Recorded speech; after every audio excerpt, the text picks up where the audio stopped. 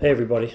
Okay, what we're going to do today is we're going to learn how to do cloning in its simplest form. This is the easiest way to do cloning effects. And what you need to do first of all, I'll show you what it looks like. It's going to look like this. Give you an idea. So there's me 2 times over. Sorry, my computer decided to think for a second. So you can see 2 people talking. Okay, now basically what that is obviously me on both sides of the table.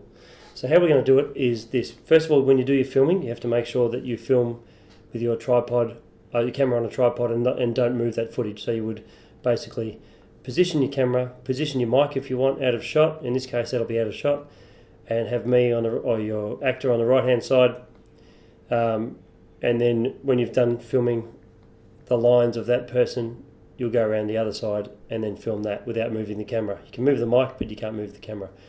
The whole point of that is so you end up with 2 pieces of footage which are like this. Obviously, the mic's moved from one side to the other, and I change outfits to make it 2 different people, basically. Okay. So, how we start is this. You load your footage into your After Effects program, and then you bring it down into timeline. Now I've called one man on right and man on left to make it easier. And to change the name, all you have to do is select the actual footage and press enter, and you can type in whatever you want. And when you click off it, it'll be called that. Okay, but I've just called it man on right and man on left. What I want to do now is I'm going to put both lots of footage to the start of the timeline. So you drag your red line to the start of the timeline, and press the left bracket button for that bit of footage. Select this one, left bracket button for this bit of footage. Okay, so now you've got two pieces of footage in the same spot. Now if you actually unselect the eye on the left here, it'll turn the top layer off. You can see that the man is on the bottom layer. Now as you can see, the table doesn't move, the chairs don't move, and so on. Okay, but the mic does move, and you'll see you've got a shadow of mic in the table here, and on the other one you've got the shadow of the mic across the table there. So you obviously want to hide as much as you can. So you select the top layer and then go up the top here and select the masking tool. The good thing about the masking tool is that you actually create an area of footage that you want to keep. Okay, so you'll select that masking tool up there, go outside your footage along here. Now in this case I want to go right down the middle of the table because that's the middle of my scene between the 2 actors, or the 2 people. So you go along like this, outside your footage, and then you close it off like that.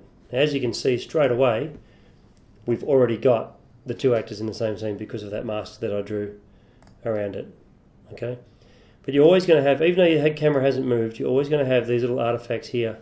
Go up and select the arrow again. You're going to have the artifacts here. You can see the actual shadow differences and shade differences and lighting differences, because when someone moves from one side of the room to the other, the light bounces and shadows move and transfer and so on. So it makes things a little bit off, even though the camera hasn't moved.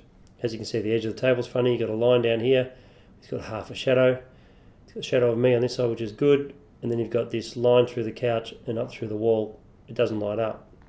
So what you do is you go to the footage that you actually created the mask on, which is this one, and select the down arrow on the left here, and then select masks.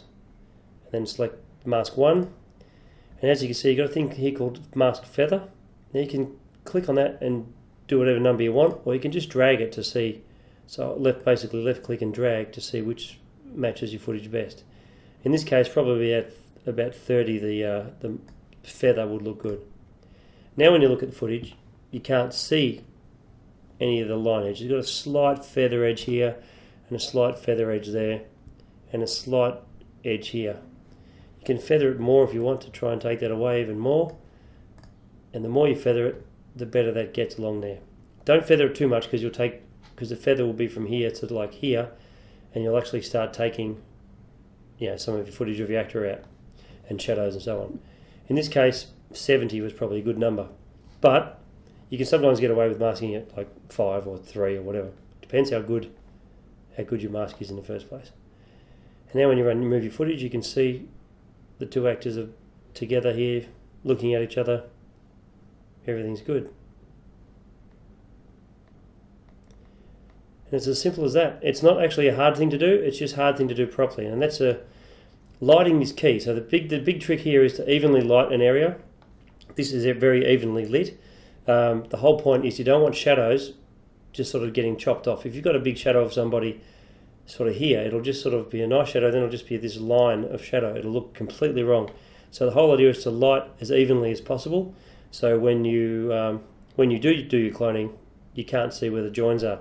The other thing too is if you're going to do cloning outside, it's even better because sunlight lights everything evenly, pretty much whether it's bright or not. You just got to watch your shadows on a bright day. Okay, I hope that helped everybody, and until the next tutorial, see ya.